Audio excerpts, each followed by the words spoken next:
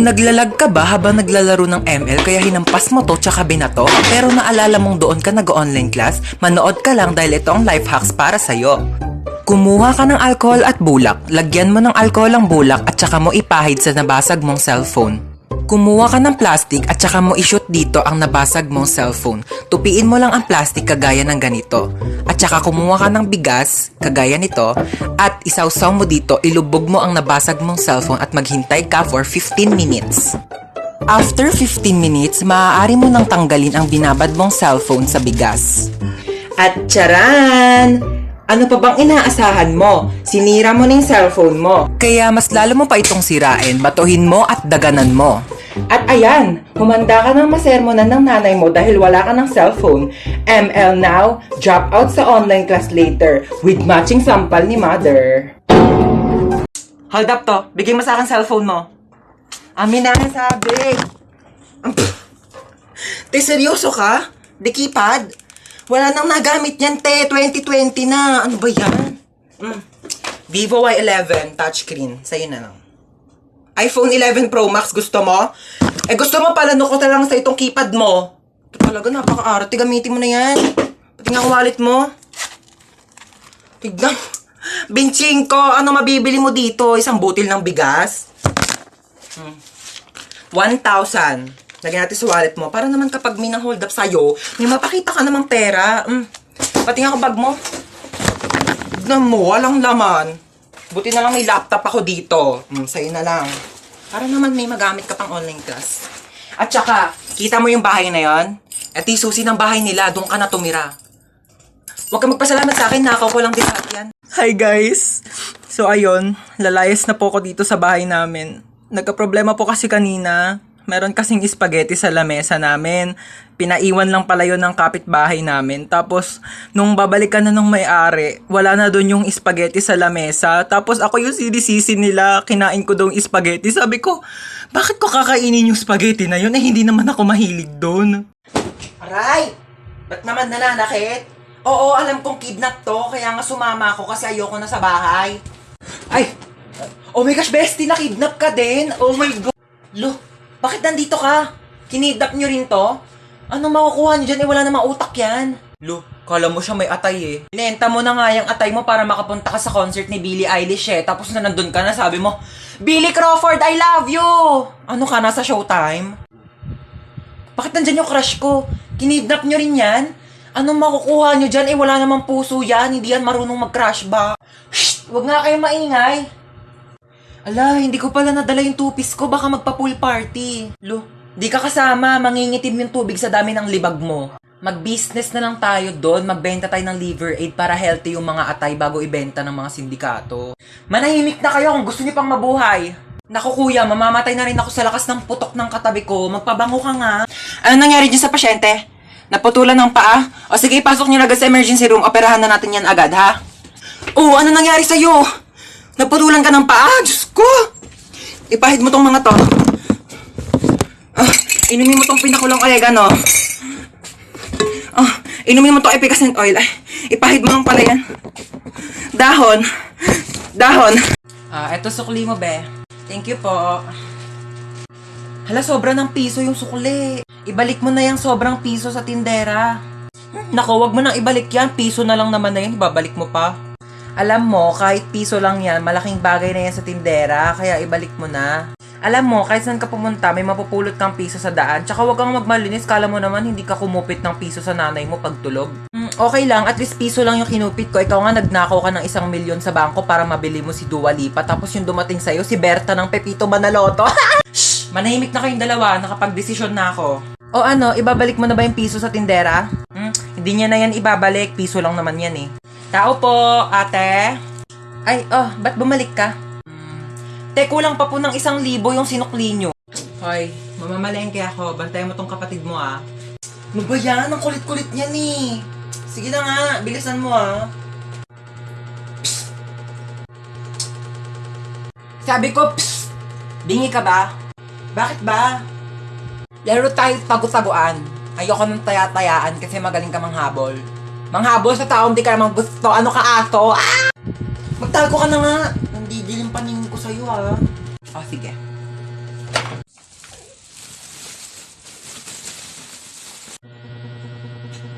Tao po. Ano po yon? Kunin ko lang yung basura nyo. Sige po. Ito po, medyo mabigat. Ang bigat nga. Salamat. Kuya.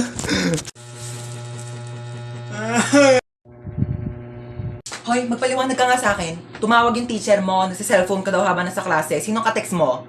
Seryoso ka? Tinatanong pa ba yan? Ano, magpapalusot ka na naman? Huling-huli ka na nga? Malamang text ka ng text sa akin habang nasa school ako, tapos pag di kita re-replyan, tatatarin mo ko ng call. Malamang may karapatan ako i-text yung anak ko para kamustahin yung lagay niya sa school. Hindi pa nga ako nakakaalis ng bahay, nagte-text ka na, tapos di pa ako nakakarating ng school, may text ka na agad. Huwag kang lumayo sa usapan, bakit ka nagse-cellphone sa klase? Kasi nga nagte-text ka, kaya re-replyan ko. Ganto na lang, di na lang ako magdadala ng cellphone para di na magsabi yung teacher na nagse-cellphone ako sa klase. Hindi ka magdadala ng cellphone mo, para ano? Para di kita makontak? Tapos ano, magagawa mo na lahat ng gusto mo, magiinuman kayo ng mga kaibigan mo? Sumugot ka! Di magdadala na lang ako ng cellphone, pero wag ka na lang mag-text habang nasa klase ako para di ako sabihan ng teacher na nagse-cellphone sa klase. So ano, tinatanggalan mo na ako ng karapatan maging nanay mo? Hindi na kita pwedeng kontakin, ha? Sinisigawan mo na ako, sinasagot-sagot mo na ako. Ite-text ko na lang sa'yo!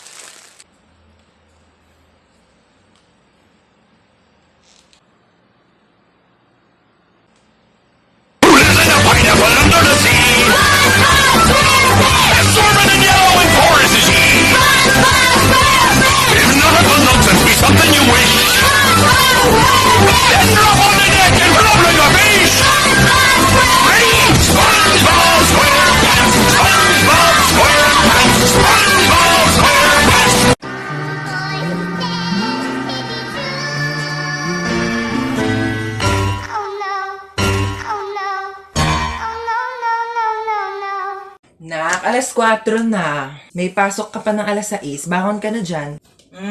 Mami, 5 minutes pa po. 5 minutes? Okay, sabihin mo lang kung masama yung pakiramdam mo. Pwede naman kitang hindi mo napapasukan sa school, ha? No, Mommy, I'm fine. Okay lang ako. Inaantok lang talaga ako. Sige, bangon ka na dyan. Bumangon ka na, alas 4 na! Aray, wait lang. 5 minutes pa. 5 minutes mo na yan. Pag di ka bumaba, huwag ka na mag-aral, huwag ka na pumasok. Magtambay ka na lang. Oo na nga, Ama. Yung talaga batang hindi pa rin talaga bumababa. Batang to, lagpas 5 minutes na, ba't di ka pa bumababa? Saan batang yun? Batang yun.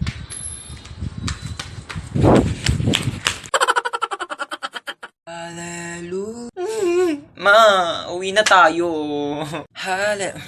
Shh! Maghintay ka, nasa simbahan pa tayo ha. Makinig ka kay Father. Ayoko na dito, alis na tayo. Yes, Father. Maghintay ka ha. Isa pa, malilintikan ka talaga sa akin mamaya. Yes, Father. Ayoko nga dito, gusto ko sa Jollibee. Father, di ka talaga titigil, mamayak talaga sa akin sa bahay ha. Tutok-tokan kita. Minus 10 na ako kay Lord. Umayos ka, ha? Walang magja-Jollibee mamaya, ha? Di ka kakain ng french fries. Iiwanan kita dito. Sorry, Father. Sorry, Lord. Hi, Nak. Nakabili ako ng bagong cellphone. Ay, po. Ay, may bago kang cellphone. Oo, sige po. Oo, maganda daw to. At saka may airplane mode daw to, sabi nung nagbebenta. May airplane mode? Maganda po yan. Oo. Nak, buksan mo nga yung airplane mode nito. Sige, amin na po. Ito po, nakabukas na. Ayan, thank you. Tatry ko na yung airplane mode, no? Sana lumipad ako. Sige po, try nyo na. Uy, anong lilipad? Hi guys, so ayun, nasa rooftop ako ngayon at saka may bago akong cellphone. Sabi may airplane mode daw to. So tatry natin kung makakalipad nga ba talaga ako. Uy, Ma! Hi guys, nalipad na yata ako. Wait lang, bakit parang pababa? Shit, sabi ko na nga, ba scammer yung nagbebenta eh. Mama, papasok na po ako sa school. Ano, papasok ka na sa school? Amin na yung bag mo, i-ready ko na. Eto Itong mga libro na to, dadalin mo to lahat ha. Hindi to pinamigay ng teacher mo para lang i-display mo dito sa bahay. Babasahin mo to lahat sa school mo ha. O, dali mo tong electric pan na to ha. Ano ka, mahirap matuyuan ng pawis sa likod. Kailangan mo mag-electric pan doon. Dali mo rin tong microwave oven ha. Ikaw na mag-adjust. Hindi na masarap ang pagkain kapag malamig na ha. Initin mo na lang dito sa microwave oven ha. Ingatan mo naman to. O, ito, niready ko na yung mga tubigan mo ha. Itong tumbler mo, tsaka itong mga tupperware. Huwag mo tong wawalain. Mas mahal pa to sa tuition fee mo. Ito mga damit na to, dali mo to ha, ipapasok ko to sa bag mo. Mahirap matuyuan ng pawis sa likod. Ma, ang dami naman yan. Suotin mo to mga to ha. Ito ha, kumpleto na tong mga to ha. Mag-aral ka naman na mabuti, makinig ka naman sa mga teacher mo ha. Pag may nagsabi sa akin na nagdadaldalan lang kayo doon ha, hindi na kita pag-aaralin. Oh. Ang bigat eh. Nak! Po! Nak! Bakit? Nak! Bakit? Nak! Ito na nga, bababa na. Hintay pa akong bumaba, pwede naman sabihin yung utos. O ano yun? Ay, andyan ka na pala. Kunin mo yung pantahi ko. Anong pantahi? Nasaan? Ando sa kwarto ko sa second floor. Ano ba yan? Sa taas na ako kanina. Pinabababa mo pa ako, tapos sa taas lang din pala yung utos mo. Aba, huwag ka magreklamo ha. Kami nga nung kabataan namin, naglangoy-langoy pa kami sa dagat, tsaka nag-akyat pa kami ng bundok para makapunta kami ng school. Tapos ito ka lang ng hagdan, dami mong reklamo. Oh, ito na. Thank you. Ay, nakunin mo pala yung walis tingting. Nasa rooftop. Ano ba yan? Nasa rooftop? Ano, may reklamo ka? Wala. Ayan. Ay, kunin mo pala yung timba. Nasa rooftop din. Ano ba yan? Ba't kasi pa isa-isa pa? Oh, ano ba kasi gagawin mo dito sa timba? Maglalaba ako ng damit. Maglalaba kayo nasa rooftop yung washing machine? Ay, oo nga, no. Sige, akyat mo na yung timba na yan. It started when we were younger, you were mine.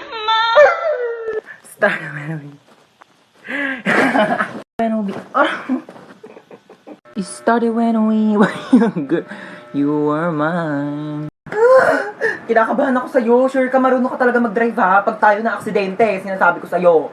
Oo nga, marunong ako mag-drive. Nagdadrive na ako ng kotse sa Tom's World eh. Dapat lang. Wait, anong Tom's World? Ititignan mo, bumili ako ng 2 t-shirt sa Consistency Clothing. Ang ganda ng designs. Mamaya papakita ko sa iba pa nilang designs. Oh my gosh, mabubunggo tayo!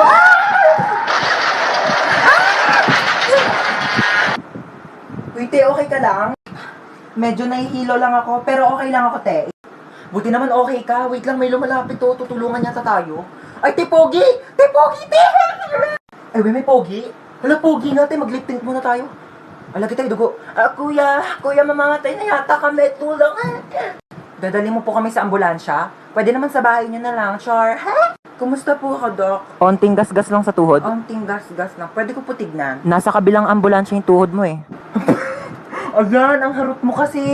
Mapat ang daming basura sa labas. Hubarin mo yung sapatos mo. Pasok muna ako, ang init kaya. Hubarin mo yung sapatos mo. Bawal magpasok ng sapatos dito sa loob ng bahay.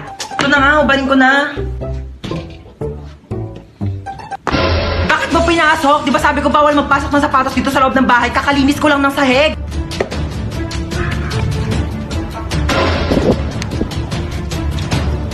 Lo, binato pa talaga yung sapatos ko sa labas eh. Pa yan, sapatos ko to eh. Yung sapatos ko to ah.